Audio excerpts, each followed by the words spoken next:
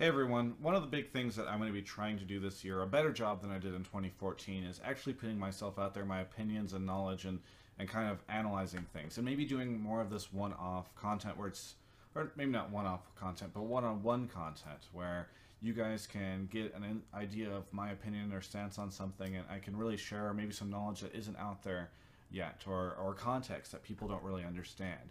And while I might not have the analytical knowledge of in-game matters that Monte Cristo has, and I would never pretend to have the historical knowledge that allows Thorin to do a lot of like the contextual analysis of team performances and all that kind of thing, I do think there are some areas where I have a little bit of a passion of my own or a specialization that I can use to create content that isn't really done yet.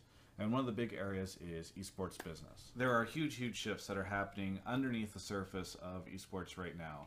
Huge battles that I'm going to be trying to surface because in the past I feel as though I was discouraging myself from putting out content around esports business things because when I've tried to do this in the past, I don't think very many people have found it very fascinating, or people would rather hear about the patch changes rather than a shift in sponsorship or something like that. And I completely understand that. I mean, ultimately, at the end of the day, this is all a big spectator sport, and that's why people care about it, right? Is that they want to know if Doublelift's going to be able to beat Wild Turtle or Piglet or any of these different players. And so I completely understand it. However, to me, as somebody that's embedded in the industry, there are huge, fascinating moments that are occurring every single month, every single week even.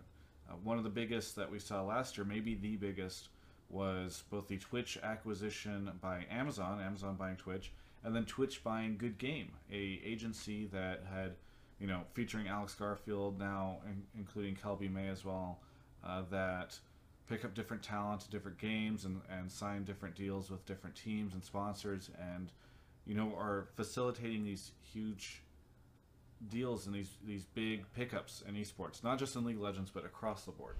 And now more than ever, the scene is just running amok with crazy deals and discussions and arguments and battles and all that kind of thing. And so I think one of the big goals for me in 2014 will be to help either cultivate an audience of people that are interested in esports business that haven't really been able to find this kind of stuff before, or encourage people who maybe watch League of Legends and haven't really thought about this stuff for a while to really get involved with it. One of the big things for me that I really enjoy is technology. I think if I wasn't involved in gaming or esports or something like that, I would probably be following the tech scene as a journalist, or maybe working inside of it at a startup or something like that.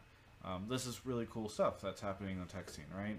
All these new smartphones and all that kind of stuff. But sometimes even more fascinating than the devices and the services and all the different programs that are coming out are the battles between these big companies, or the innovations these guys are doing that's going to lead to technological breakthroughs down the road.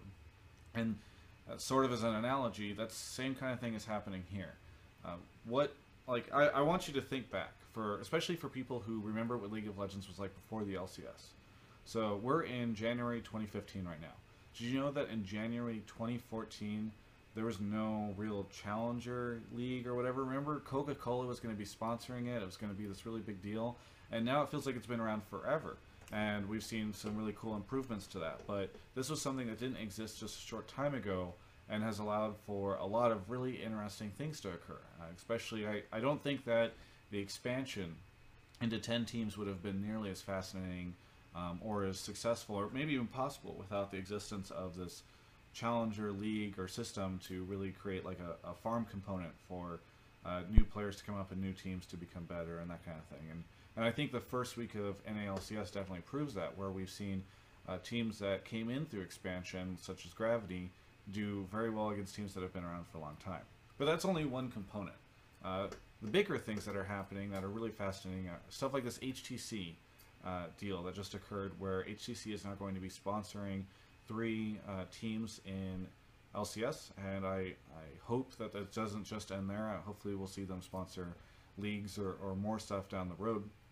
And something like an HTC coming in, I think, opens the door for something like a Samsung, who is already over in Korea, to enter the scene. So sort of, let's kind of break this down for a second. So we've got really fascinating things happening behind the scenes, business decisions at places like Riot Games, where they're deciding to create a Challenger League, or to change their studio setup, or change broadcast, or all that kind of stuff. Those are business decisions. You've got business decisions happening with big sponsors, or, you know, why is it that TSM switched to iBuyPower from Alienware? And why is it that TSM had 8 sponsors 2 years ago, far less sponsors than that last year and kind of this year as well? I mean, maybe they're still signing things. And that's not even to say that TSM has less sponsors because they weren't able to keep them. Maybe TSM wants less sponsors, you know? So there's so many questions out there that are going on behind the scenes. And I hear a lot of different stuff. And I think that there is a really big hesitancy among esports business professionals, the people that are signing these deals, to really talk about it. And maybe there isn't. Okay, so one of the big questions is, like, Amazon bought Twitch. How many interviews did you see about that acquisition? Or how many interviews did you see about the fact that Amazon bought Good Game? Like, there was just a press release, people kind of talked about it, and there was really no other information that came out. And think about the fact that, like, if, you know, Google bought HTC or something like that, this would be a huge deal. There'd be conferences that, you know, it would be an announcement probably at a conference or something big, and there'd be interviews, and that would be all over the place, right? And so I think that that is one area that is not really being serviced that I really want to cover more. And so one of the big goals for me is to encourage you guys and inspire you to really take a look at this stuff, because at the end of the day, you know, you can look at somebody who wins the world championships, and that is incredibly fascinating, incredibly interesting. How did these guys get here? There's a huge storyline. It's a huge build-up. At the end of the year, you know, you see this moment where these guys go on stage and lift up the Summoner's Cup, and it's just incredibly fascinating, right? And everybody loves it.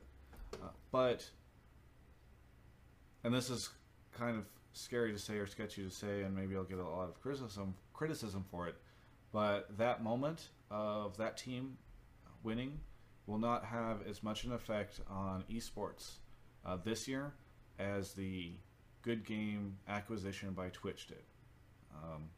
And so I'm sort of experimenting with the different types of content, and, you know, on how to start doing this kind of business stuff, how to start covering it. I'd love to hear from you guys on what you would like to see.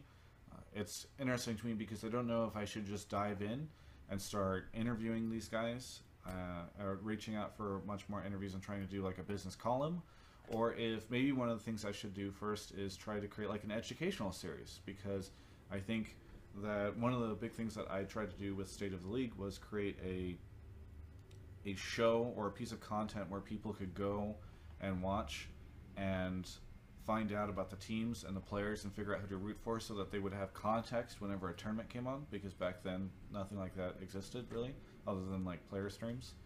And so maybe the first thing that I need to do is try to create a show or some sort of content that really educates people on, like, what is Good Game, what is Riot's interest and sort of their philosophies towards a lot of this stuff. What does Nick Allen want with the LCS, and why does he make the decisions that he makes? Because I think that there's a lack of context a lot of these times. People make a lot of snap decisions on Reddit about something that they have seen or read or whatever, with not very much context about how this stuff works. And so maybe some sort of way to educate people that are interested but can't figure out how it all works would be kind of a good way to do it. So anyway, that's my announcement, or that's one of the things I just wanted to address with you guys. And I'd love to hear from you, so if you want to tweet at me, or if it goes up on Reddit, people can comment there, or in the YouTube things, or wherever. That would be very cool. Anyway, thanks for watching. Hopefully I'll have some more content for you guys soon, and some more interviews and all that kind of stuff on the business side.